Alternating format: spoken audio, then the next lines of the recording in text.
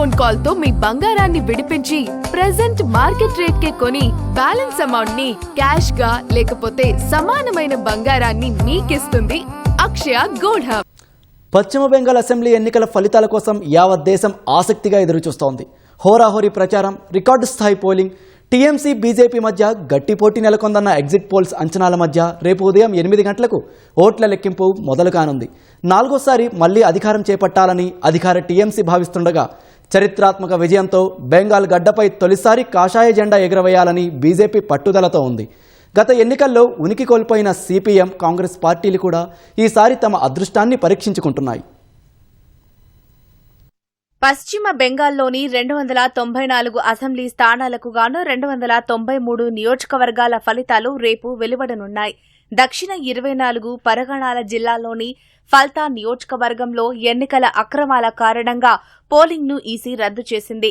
అక్కడ ఈ నెల 21న రీపోలింగ్, మే 24న కౌంటింగ్ జరగనుంది. దక్షిణ 24 పరగణాల జిల్లాల్లోని 2 నియోజకవర్గాల పరిధిలోని 15 పోలింగ్ కేంద్రాల్లో శనివారం రీపోలింగ్ ముగిసింది. 87% ఓటింగ్ నమోదయ్యింది. 2 విడతల పోలింగ్ ముగిసిన తర్వాత కూడా బెంగాల్లో రాజకీయంగా తీవ్ర ఉద్రిక్తత నెలకొంది. ప్రధాన పోటీదారులైన టీఎంసీ, బీజేపీలు కూడా తమదే విజయమని ధీమా వ్యక్తం చేశాయి. స్వాతంత్ర్యం వచ్చిన తర్వాత బెంగాల్లో 92.47% ఓటింగ్ జరగడం ఇదే తొలిసారి.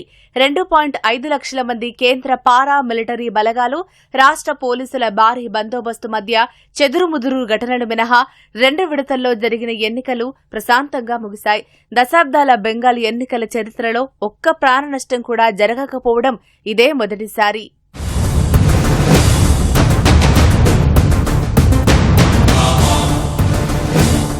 మొత్తం 77 కేంద్రాల్లో ఓట్ల లెక్కింపు జరగనుంది.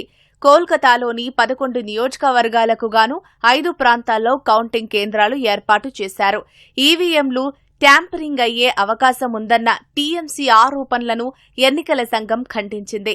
స్ట్రాంగ్ రూముల వద్ద సీసీటీవీలతో పాటు 3 అంచెల భద్రత, 165 మంది అదనపు కౌంటింగ్ అబ్జర్వర్లు, 77 మంది పోలీసు అబ్జర్వర్లను రంగంలోకి దించామని అధికారులు తెలిపారు.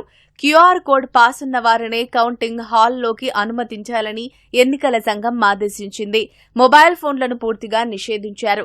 ఇప్పుడు అందరి దృష్టి భవానీపూర్ నియోజకవర్గంపైనే నెలకొంది. CM Mamata Banerjee, BJP senior నేత సువేందు అధికారి ఇక్కడ బరిలో ఉన్నారు. దీనికి సంబంధించిన కౌంటింగ్ సఖావత్ మెమోరియల్ కేంద్రంలో జరగనుంది.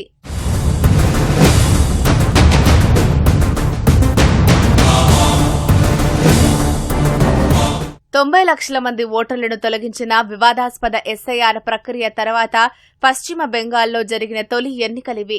ప్రధాని నరేంద్ర మోడీ, అమిత్ షా, ఇతర అగ్రనేతలు బీజేపీ తరపున ప్రచారం చేశారు. బెంగాల్ సర్కారు అవినీతి, శాంతి భద్రతలు, అక్రమ చొరబాట్లు, మహిళా భద్రత, నిరుద్యోగం వంటి అంశాలపై టీఎంసీపై తీవ్ర స్థాయిలో విమర్శలు చేశారు.